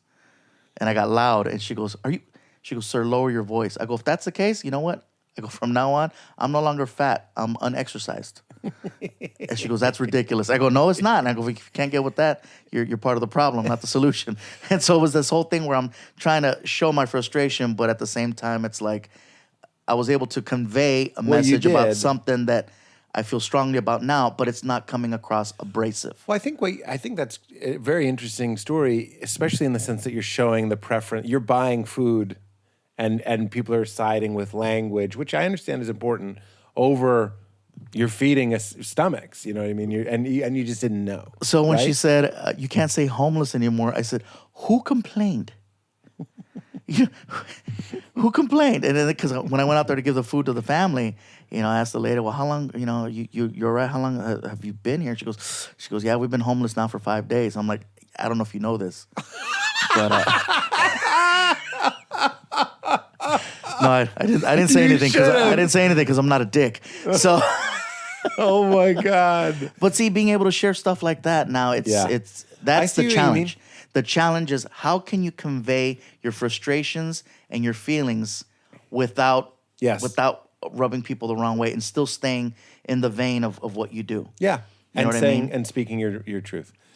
Do you forgive me for not knowing? I've seen so much of your stuff, but have you talked about your separating from your partner? Oh yeah. That's in the new special, October 18th. Edit that out. Yeah, I mentioned that. Some of the things I had to go through and how What flavor was it? Crazy, spicy? What do you mean? Mild? The split. Oh no, it was. If it was a salsa, And I'm not saying that because you're Mexican. No, Wanna nice, know right? what? Just saying. Actually, no, I was talking to my friend Kate, who you met on the way, and I was like, I'm not saying this because you're Jewish. It's a mitzvah. And I was like, I would have said that anyway. So really, I like to think of things in salsas. Was it like unstable? Was it wild, the split? Or was You know it what? amicable? I know a lot of people who've gone through divorce or breakups, and based on stories I've heard, I can't say that it was like, it wasn't pleasant for sure, but I can't say that it was like, oh my God. Right. It wasn't a deer head in your bed. No. But it was hard. Not at all. It was hard. It was a very trauma. hard. Yeah. I mean, the fact that I can still reach out to her and she checks on me, years later, that in itself says that it wasn't as, because I have friends that have gone through some like, oof, like, dude, they keyed your car. Right. Yeah, right. they're still calling, they're still stalking, they're maybe they're doing things to be vindictive, they're doing things to still try to hurt you, harm you. Yeah. And that's not the case. Well, your shit is your shit, and it must have been difficult. And by the way, obviously, this is your episode, so if you don't want to talk about it, we don't have to. But who wanted to end it? Well, it was one of those things where it was my idea to end it, but then it was like, is this really what I should?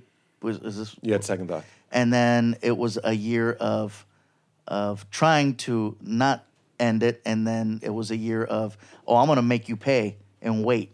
And so I had to Wait, what does that mean? Basically, can we talk about fixing this? And then not right now. I'm busy. Oh, really? I'm trying to go to school. I'm trying to handle this. I'm trying to handle that. So delay. So she kept me on a string for a year of me trying. Can we talk? Can we talk? Can we talk? Is now a good time? Is now a good time? And What do you think was going on? I gave myself a year. I'm willing to freaking put up with this for a year, and then I need an answer. And then ultimately at the end it was like, no. Do you think they were just afraid of it ending? Not sure. That was a great not sure. No, I'm serious. I'm not sure. It's just I don't know what I mean, there are a million things going on, but I don't know what it was ultimately, because I think at the end it was one of those like, well, it's done.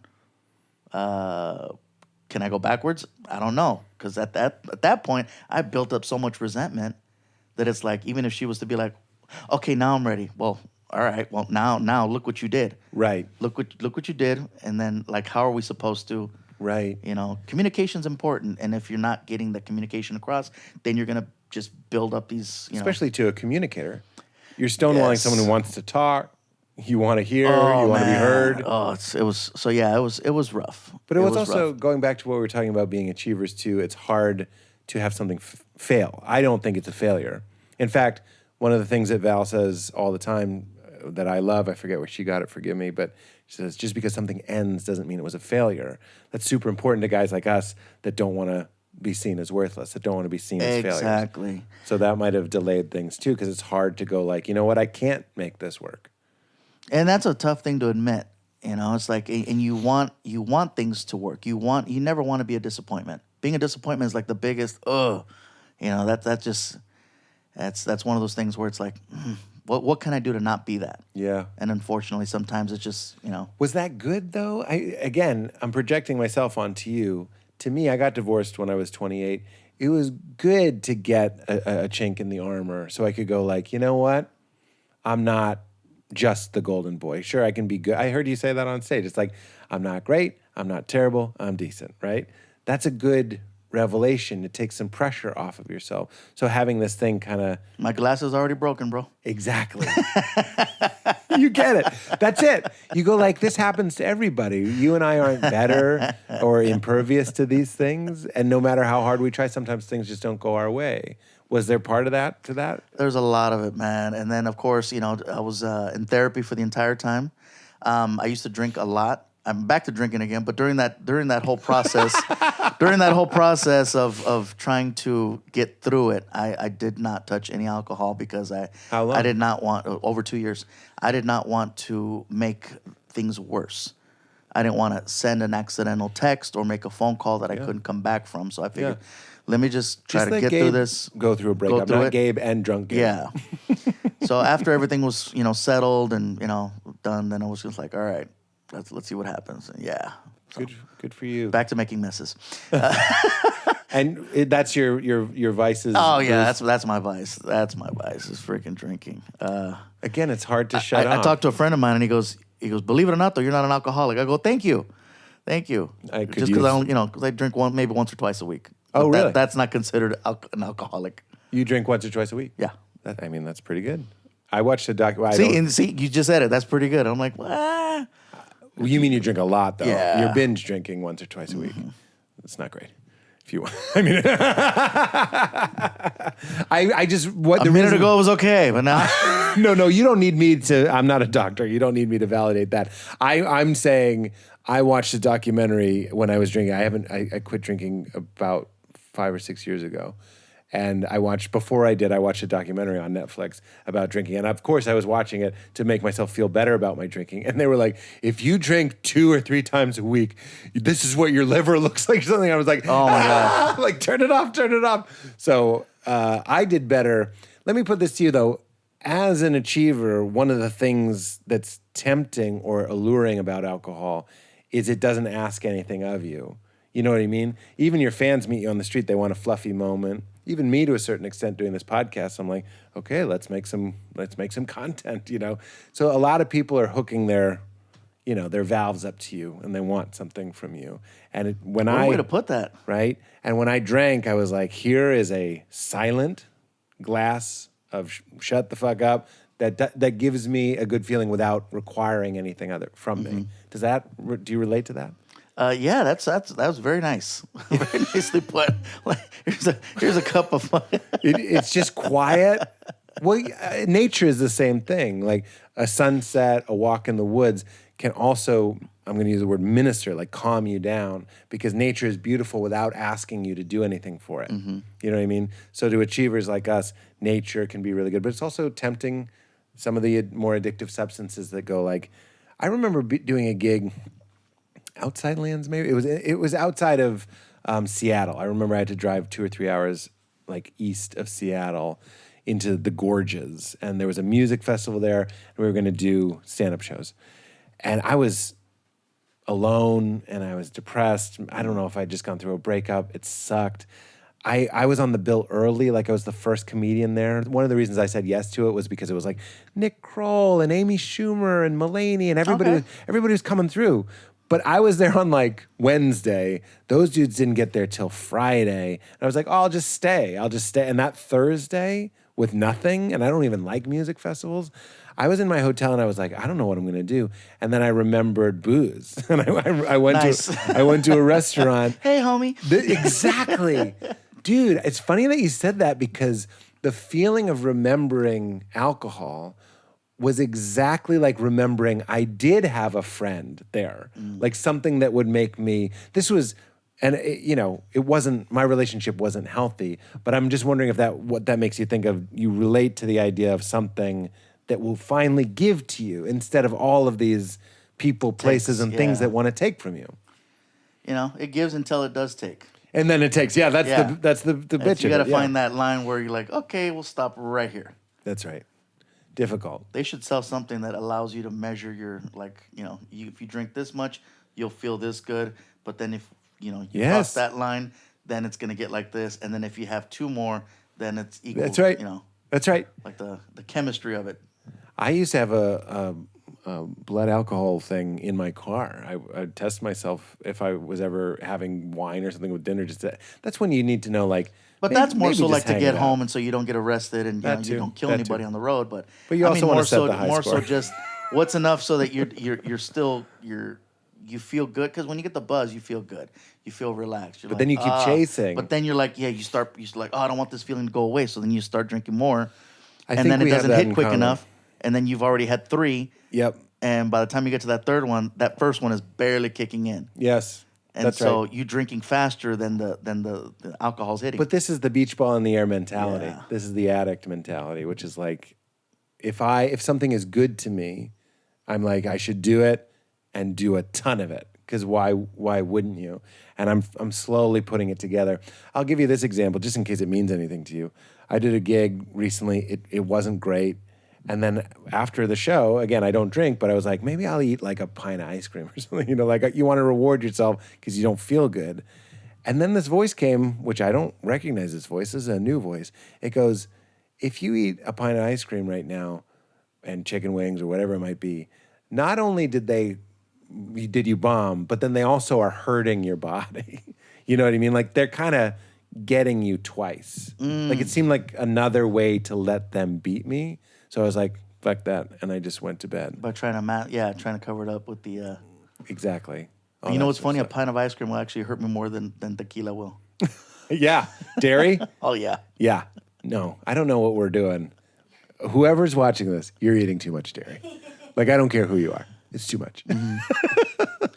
All right. Let's get into we'll bring it into a landing. You've been so generous with your time. I appreciate it. Let's talk a little bit about, have you ever almost died? Whew.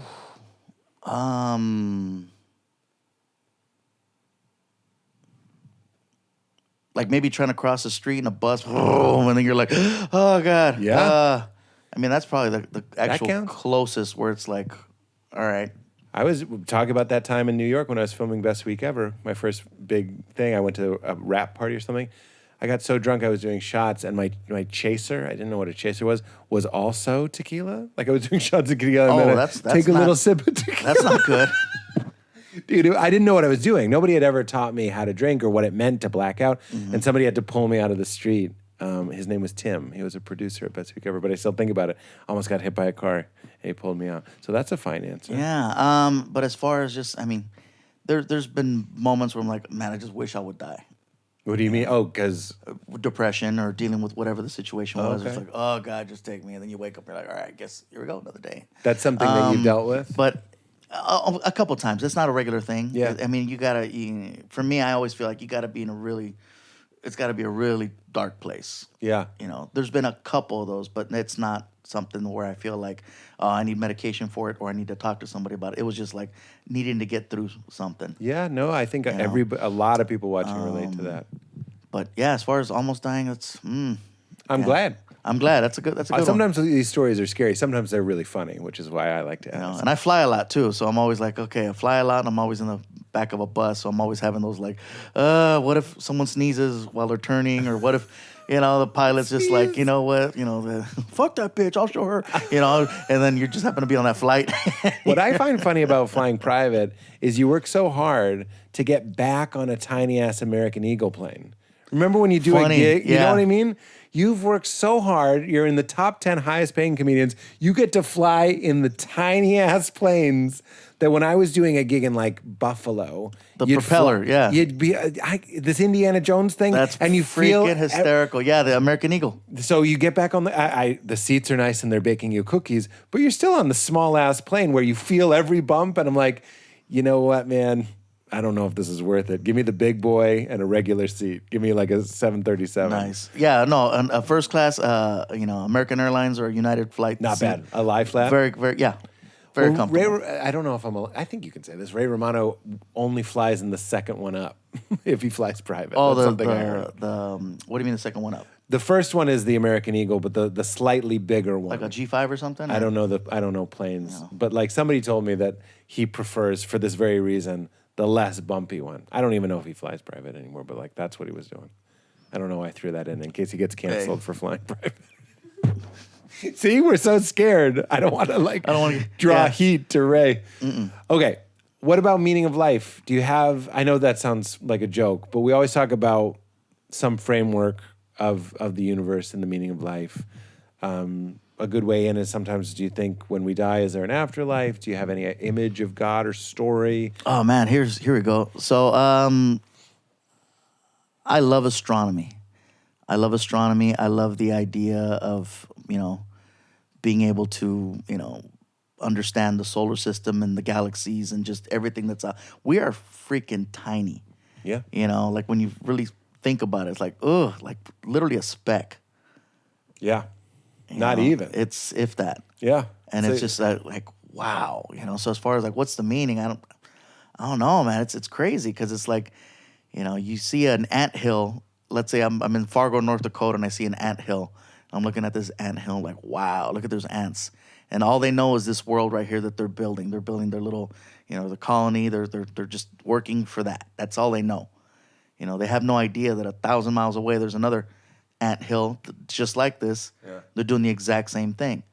And I feel like maybe that's us. Like, we're here. This is what we're doing. We're trying to get by, and clearly we have our issues, and we fight amongst each other, and this person versus that person. Everybody's trying to get ahead, but we don't realize maybe that's, maybe we're this anthill. Yeah. And maybe there's another anthill. That's right. Mathematically, it's too big for there not to be something. Yeah. So I don't know what happens once we're gone. Yeah.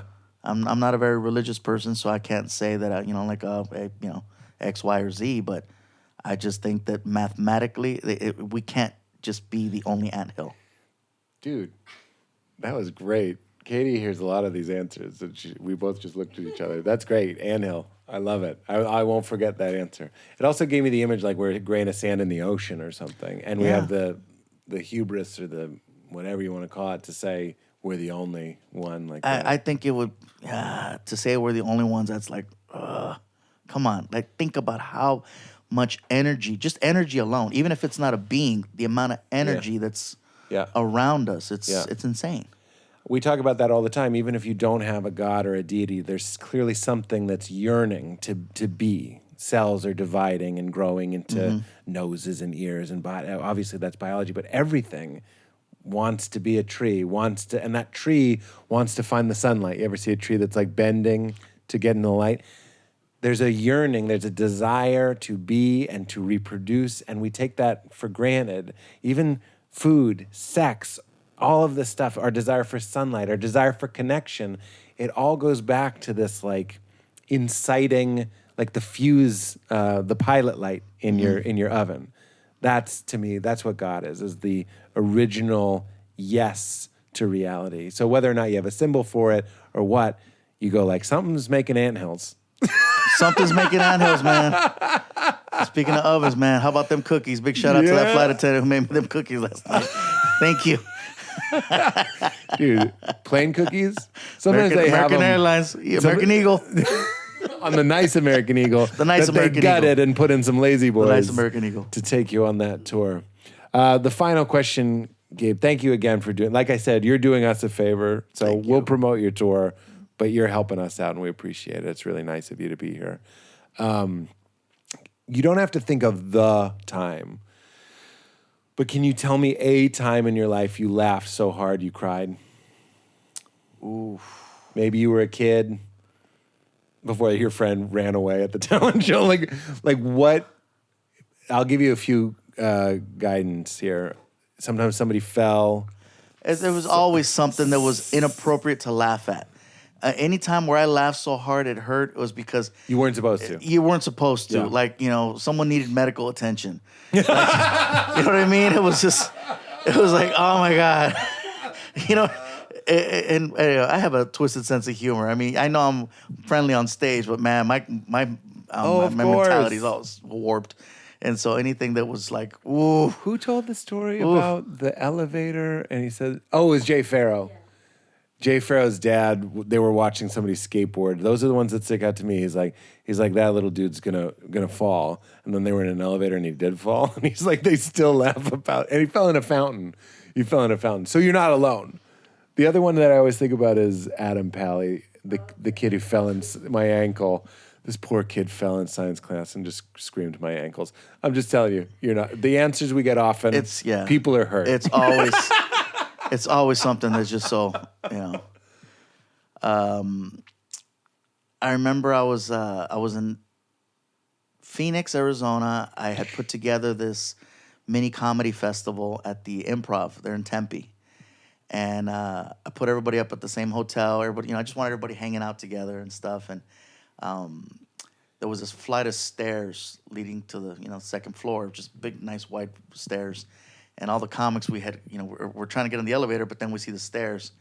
And I was there with comedian Lunel. I don't know if you know who Lunel is. Lil Rel? I know Lil Rel. No, not Lil Lunel. Nice. I know. He must hate that. Say his name properly. Lunel. Lunel. Linnell. She. Oh, Linnell. Linnell. One name. Yes. I thought it was like Lil Nell. No, Forget it. not Lil Nell. Linnell. Linnell. Linnell. Well, she's getting a lot of shout out here. What's her Instagram? Anyway, everybody was trying to get in the elevator, and we're standing right there by the stairs, and I just looked at her. She looked at me, and then we looked at the stairs, and then we started racing up the stairs. She had a cane, and she just let the cane drop, and both of us started bear crawling up the stairs at our top speed of whatever it was, like 3 miles. We're both big, so just these two turtles racing up the stairs.